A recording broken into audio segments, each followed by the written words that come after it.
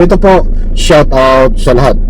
Obligado raw ang Malacanang na arestuin ang mga sangkot sa Duterte drug war, but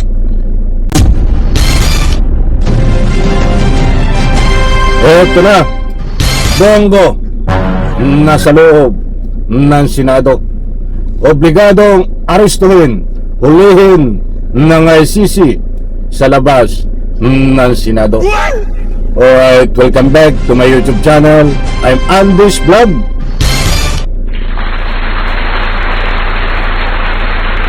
Mga kaibigan, ito talagang kapapasok pa lang na napakainit na balita tungkol dito kay Bongo. Nakita ho sa Senado na tunugan, kaya inutos na ho ng Malacanang na obligado na arestuhin sa labas ng Senado. Isang like muna sa video na ito. Kung nagustuhan nyo po, please subscribe my YouTube channel. Gusto ko munang kunin ang inyong panig, mga mahal kong taga-subaybay. Naniniwala po ba kayo dito kay Bongo Lloyd, na best actor? Naniniwala po ba kayo dito sa sinasabi niya na wala po siyang kasalanan, malinis ang pagkatao, walang konsensya? Walang konsensya ba? May konsensya pala, sabi niya. Sabi niya may konsensya daw siya.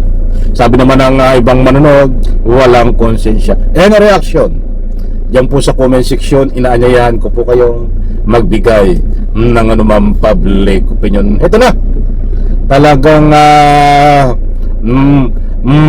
maunahan pa nito si Bato, mga kaibigan. Dahil si Bato ay hindi nagpapakita, ayaw po lumabas sa kanyang pinagtataguan.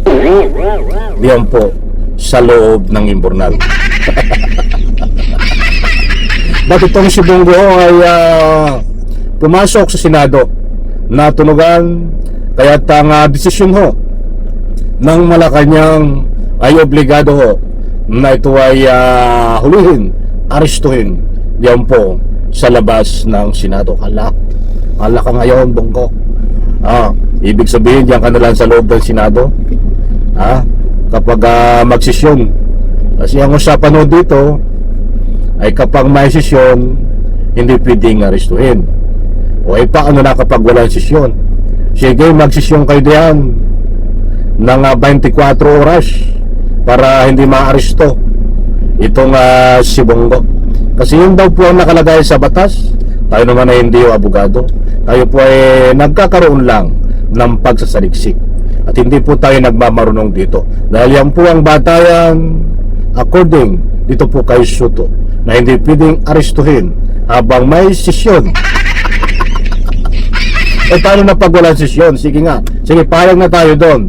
Hindi pwedeng arestuhin kapag may sesyon. Paano na kapag walang sesyon? Maliwanag, di ba? Pwedeng arestuhin.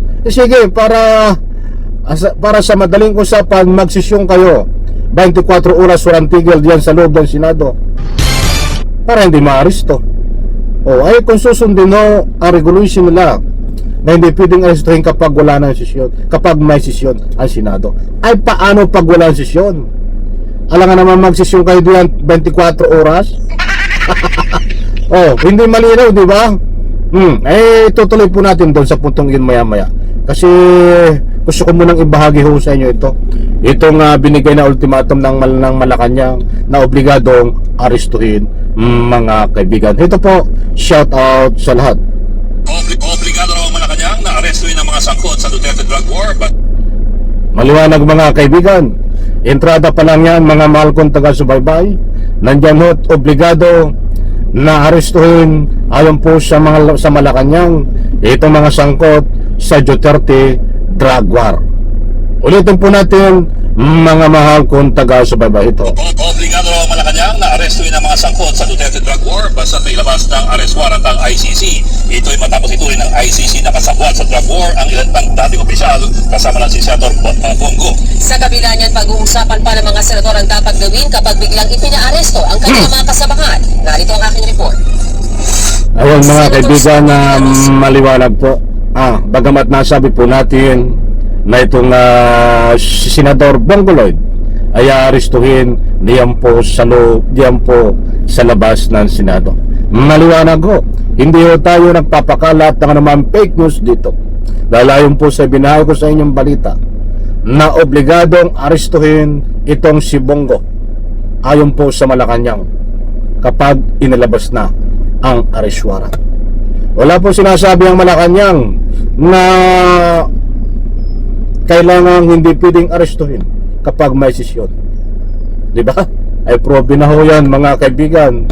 Kahit pagulong-gulong pa kayo diyan sa loob ng Senado, kahit magkulong pa kayo, walang makakahadlang ho basta't inutos ng ating mahal na Pangulo. Probe na po yan dahil nangyari ho yan kay Digong Duterte. Walang mga sesyon-sesyon, walang mga pinapadaan sa ika nga po ruling ng court. Basta kung ano ang nangyari ho kay Digong Duterte, ayun din ang mangyayari dito kay Bongo at kay Bato, mga kaibigan. Hito pa.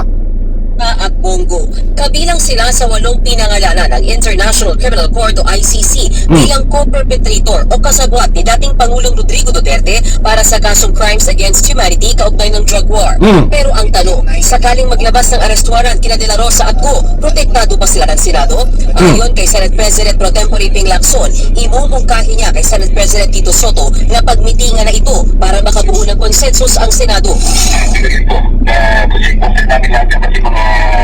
Ayaw ko na munang anuhin niya ni Play dahil alam ko na ang sasabihin nitong si Lacson.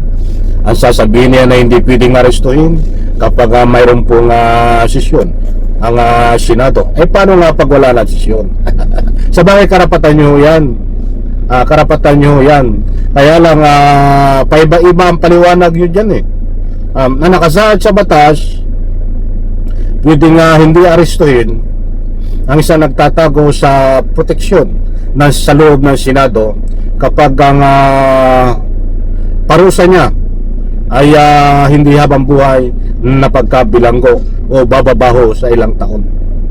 Itong parusa di umano ayon sa ating pagsasaliksik dito kay Digong Duterte at kahit kasangkot itong kahit dito sa kasangkot na si Bongo at si Bato ay parusang habang buhay po yan, kaya't hindi qualified dito po sa pagtatago sa loob ng Senado kapag lumabas ang arrest warrant.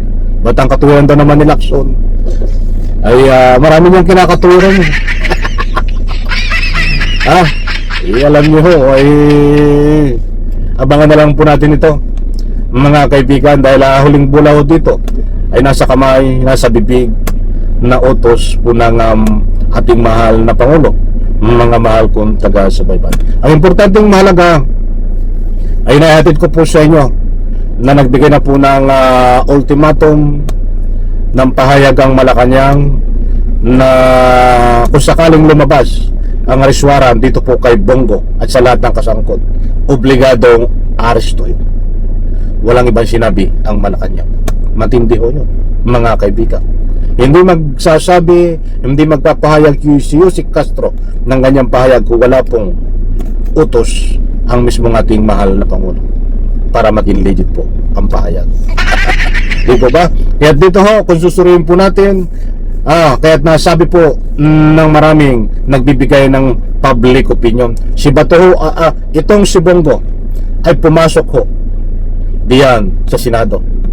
Kung sakaling may arrest warrant ho ng ICC at ipatupad itong sinasabi nila hindi pwedeng arestuhin habang may sesyon, ang malinaw po dito, pwedeng arestuhin si Bongo sa labas ng Senado kapag wala na ang sesyon. Maliwanag mga kaibigan, isang like ko sa video na ito. Abangan po natin dahil marami po ang mangyayari dito. Abang-abang kung paano nila ito ipatutupad. Kaibigan, isang like, isang share sa video na ito. Salamat.